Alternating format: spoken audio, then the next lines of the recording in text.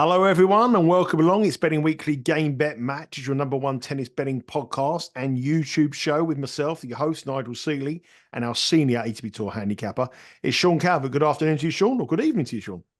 Yeah, good evening. It's almost feels a bit like spring at the minute, doesn't it? In the UK, it's after 5:30 now. It's still quite sunny out.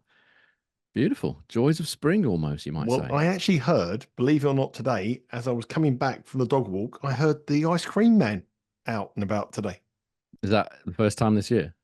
First time this year. He can't be selling many ice creams because it's only about 15 degrees. It's not that hot. Kids will eat them any time, though, won't they? Even like December, kids will have an ice cream. I suppose it depends how many kids you've got around your area.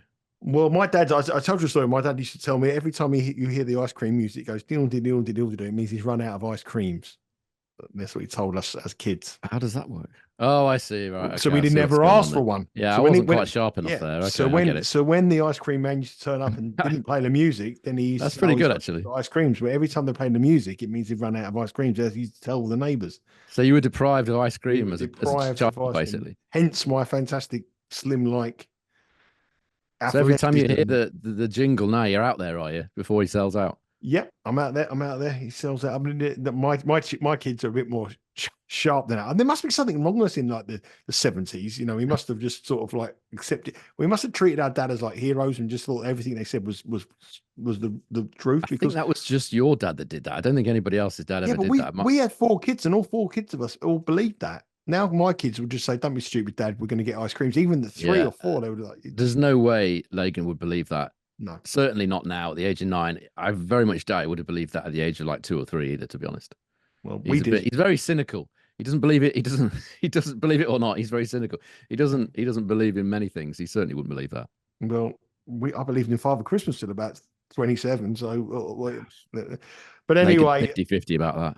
very, very, very different times then, and very, very, very different times now in the world of tennis at the moment. I mean, obviously, we spoke about Novak Djokovic. I've got criticised again on the comments saying that it's how can Seeley write off Novak Djokovic? You will do. He's the man. He's the main man. Everybody criticising me, but we got like a new look kind of feel around the tennis world at the moment in Indian Wells. There's four players remaining in the semifinals. The semifinals tomorrow on Saturday. And he's not in Miami either, is he, by the way? Sorry to interject there. Djokovic. No, he's pulled out of Miami now. Yeah, I see that. I see that. And I'm looking at Miami weather. I'm heading to Miami. Rain. He must have seen the weather forecast and thought, I don't I'm fancy surprised that. I'm not going in that case. That's normally me that goes to these places expecting to get a bit of sun and then gets a bit of rain. But they can change those forecasts, but actually with the wind and stuff off the coast there, you'd be all right. If you look at the weather forecast now, we land at 3 o'clock local time. 3 o'clock local time, it hits by a thunderstorm and it doesn't stop until Thursday. And that's the following Thursday. And that's the day we're coming home. So it's not looking quite good at the moment. But And it's not like there's many courts with a roof, just the one, isn't there?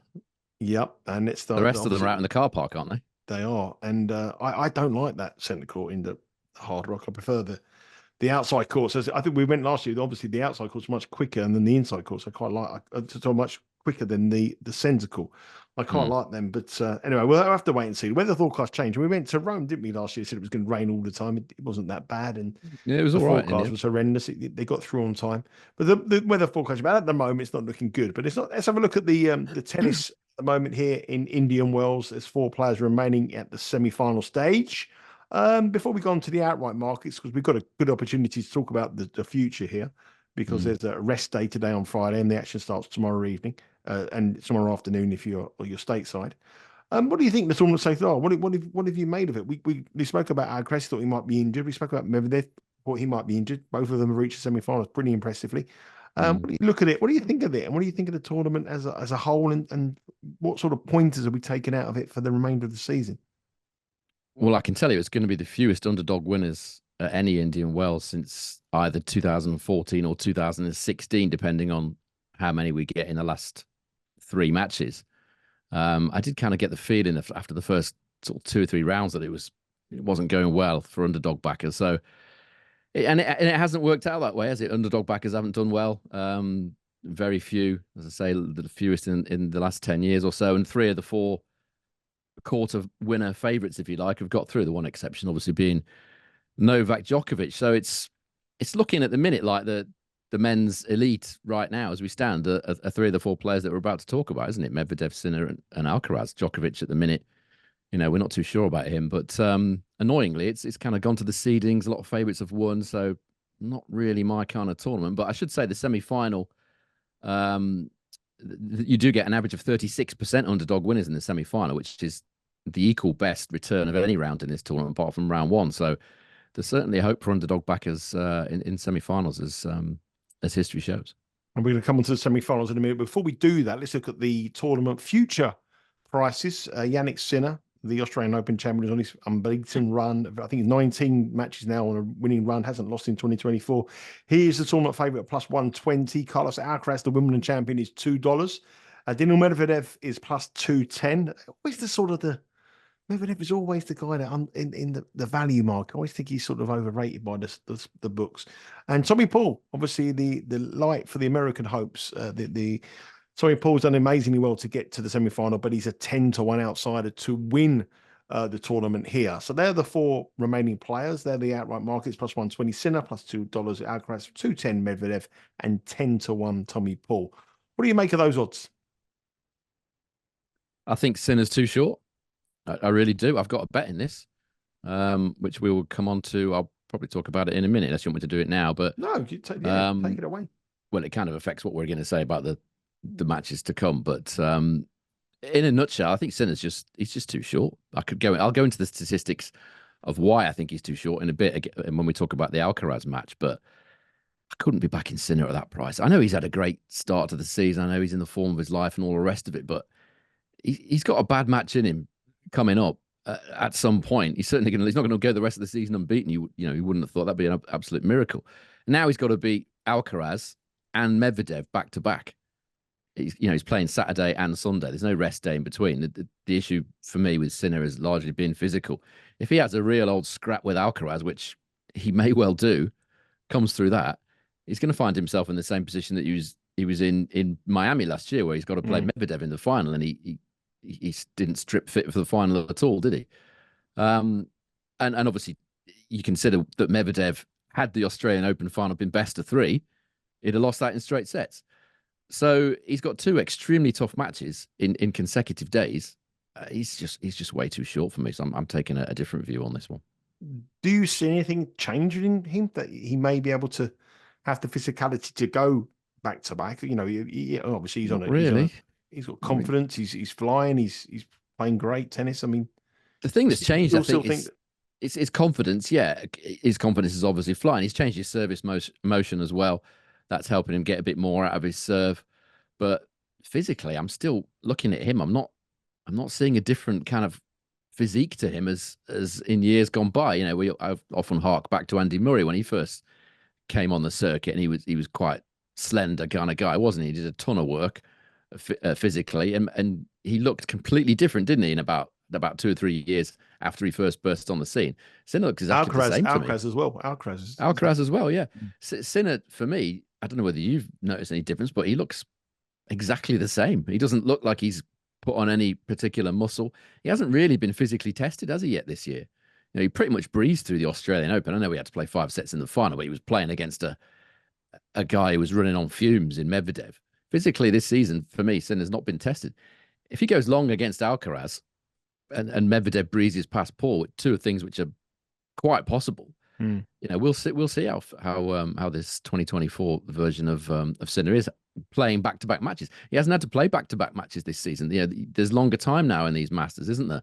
And obviously, Grand Slams, you get a day off anyway. So we'll see if this physical specimen is any better than he was in previous years. So we'll have a look at the best angles to attack this match, because there is a possibility that he could beat Alcaraz in a tight match and then play Medvedev and be spent. So yeah, that's very possible. I don't want to jump ahead of where you might be going, because we're going to come on to the match in a minute. But should I ask for the best way to approach when we talk about it? Let's just talk about the matches. We'll talk about it when we do the Alcaraz match in a minute. Well, let's go with the Alcaraz first match here. I mean, this Sinner match now is minus 136 for Jannik Sinner. It's going to be I don't think he's ever started a match favourite against Carlos Alcaraz. He's minus 136 to win this one. Maybe at the early part of the career, but certainly not in the last couple of years. Carlos Alcaraz is plus 108. The spread here is 1.5, minus 108. Sinner giving up the 1.5, and Alcaraz receiving 1.5, plus 118. Total again 22.5. That looks quite cheap. Minus 122 for the over, minus 104 for the under. The market has just fall in love with Sinner. I mean, Mm. absolutely fall in love with it. This time last year, the market was in love with Alcaraz. Now Sinner is the new golden boy. He's on this unbeaten run. Alcaraz, there's a question mark about his fitness. But if this goes deep, like you said, the third set, we want to be looking, I think you want to be looking more towards Alcaraz and Sinner. If you look at their recent meetings, they met 3 times in 2023, 2 wins for Sinner. They won the last 2 matches, actually, in fact, in Miami and Beijing. In Indian Wells, in this tournament, Alcaraz won 7-6, 6-3 last year at the semi-final stage, exactly the same stage. Do you know what price he was there in that semi-final? I do. Minus Alcaraz was 175.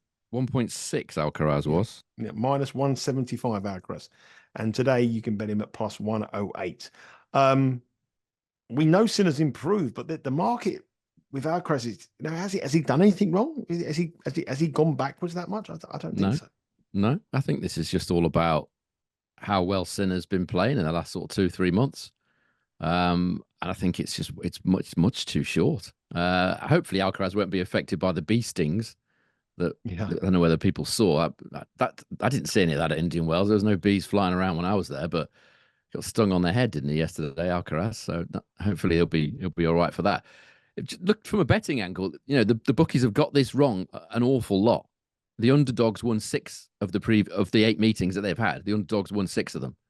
So the layers aren't often right about this. And one of the ones that did go to the favourite was a 5-setter. So there's that factor. I mean, Alcaraz was a minus 283 and a minus 208 favourite for their 2 previous meetings. Now we're getting plus money. The thing I like about Alcaraz here is that I feel like the conditions suit him better than pretty much any other hard court.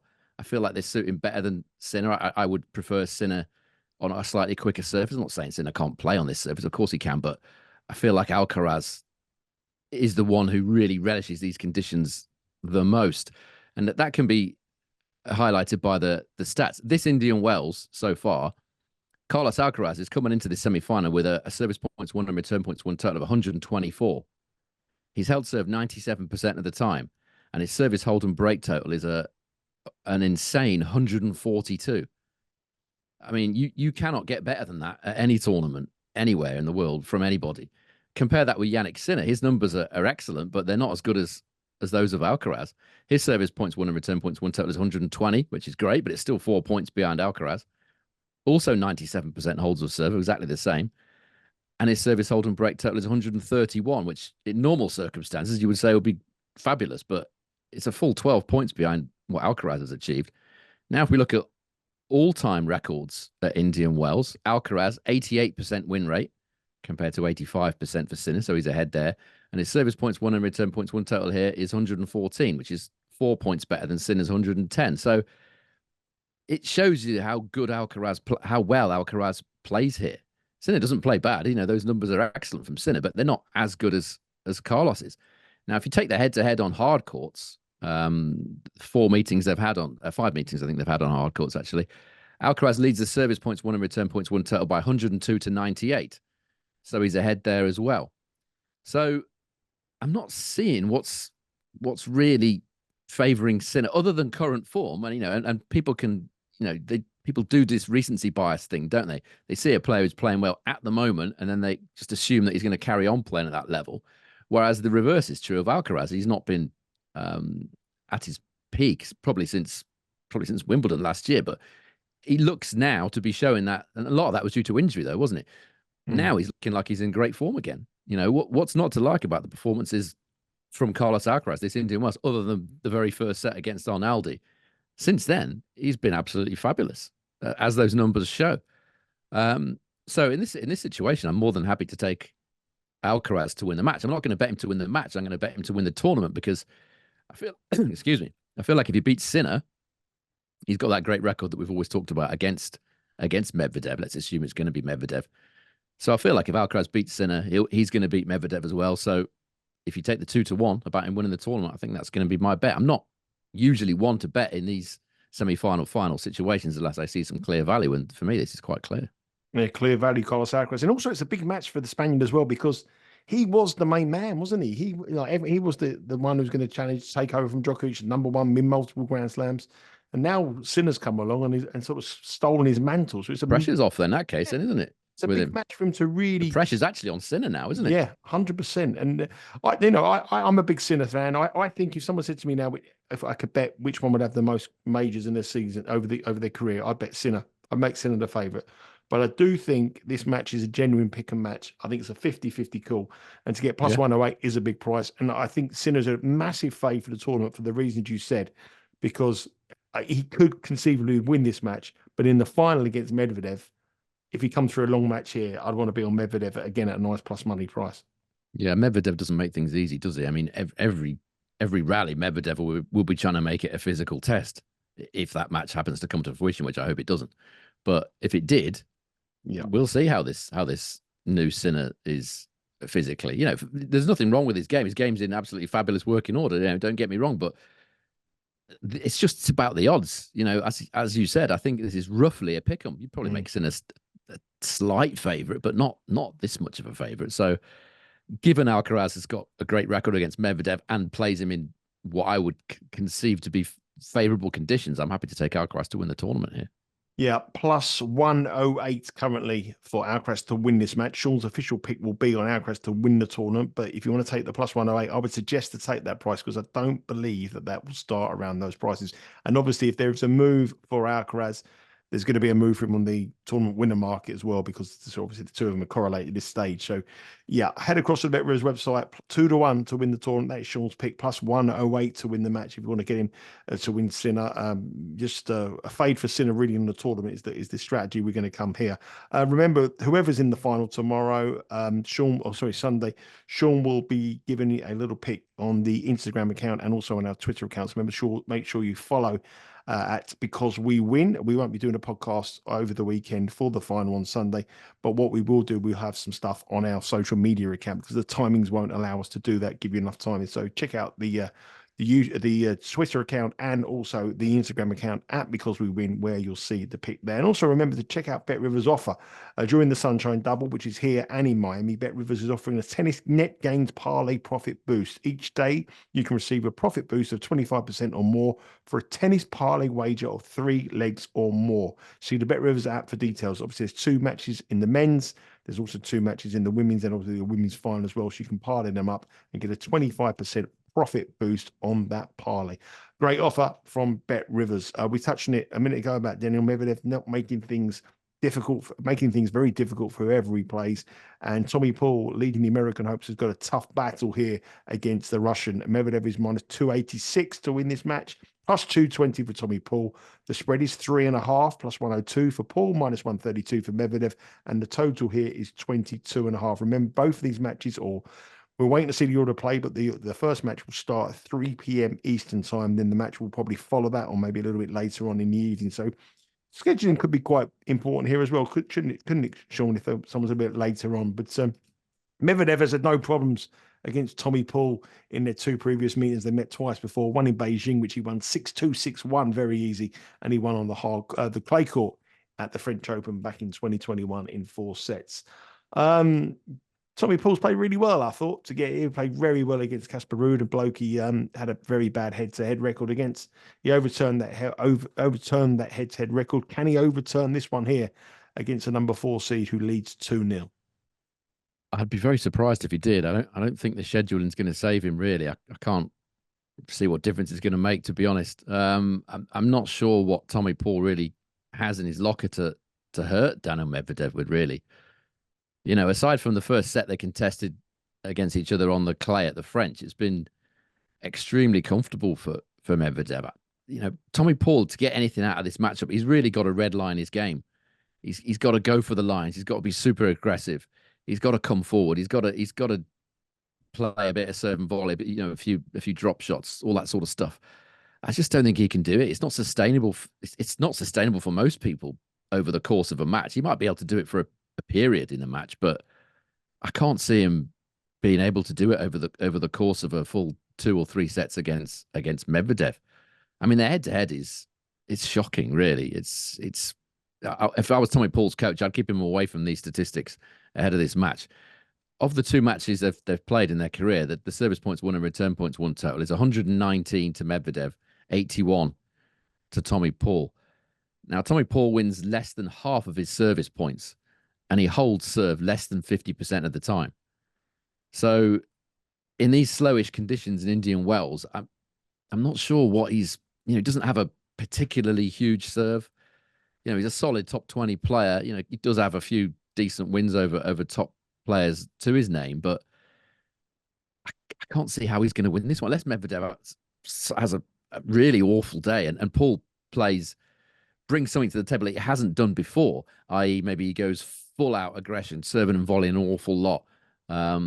A totally different game plan. If he sticks with his kind of stock game, I don't see how it's going to hurt Medvedev.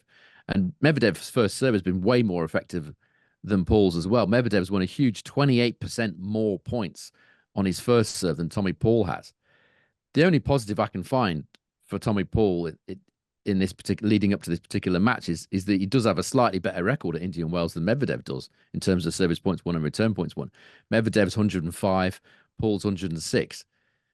That's great, but in this particular matchup, he played all right against Casper Ruud. He played pretty decent for 2 sets, awful for 1 set.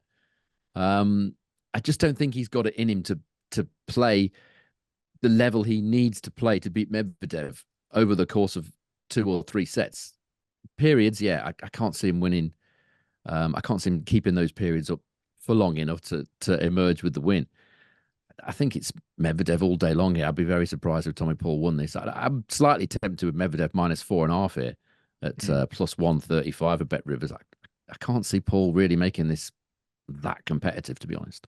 Or Medvedev to win 2-0. I like the 2-0 Medvedev, yeah, which is -113. So just a little bit under even money. But I agree with you. I mean, Medvedev's stats and his record last year, he was the best hardcourt player last year. Won Qatar, won Dubai, got to the final here in Indian Wells, then went on to win Miami. I mean, he was the man to beat on the hard courts last year. And I always think I always think at 7-1, 8-1, he's like the value on the tournament futures. If that in Australia, didn't we? Got a little bit unlucky. Yeah. 2 sets up in the final. You can't get much closer than that. Exactly. And I just think he seems to be, the market doesn't really like him. I don't think he's a fashionable player like Sinner or Alcaraz, but he's just at the prices, he's always going to be there. I like Medvedev if he gets to the final.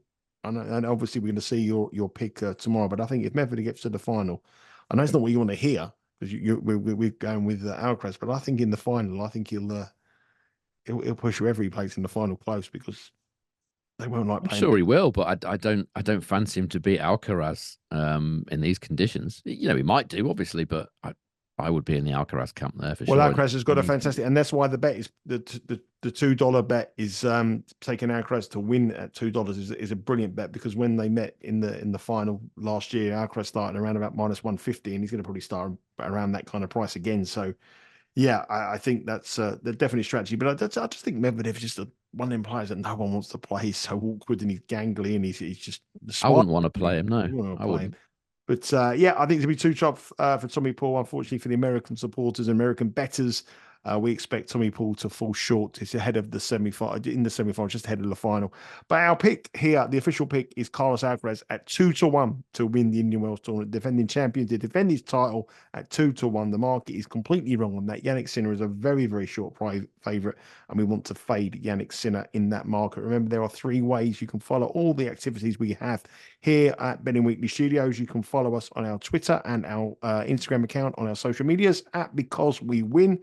You can subscribe to our YouTube channel, Betting Weekly Studios. Loads of great content coming along there. Please give us a like. Please give us a message there. Any questions you want answered, we're always happy to answer your questions. So please give us any questions, anything you want there. Put it on the comments section and we'll respond to those. And also download our podcast, Betting Weekly Game Bet Match, which is available on all your preferred podcast providers. Sean, thank you very much. I look forward to see what we have in the final. But remember, these matches are on Saturday. They are 3 p.m. local time, so loads of time to head to the Bet Rivers. But one thing I will say, the +108 on Alcaraz will not last. That will probably be around about even money come the start of this match, which means the 2-1 on the tournament future will not be there either. So head across very quickly to get that price. Sean, have a good night. Take care. You. Thank you very much for joining me. And that's our final Betting Weekly game bet match of the week. And we'll be back next week looking at all the action in Miami. Take care.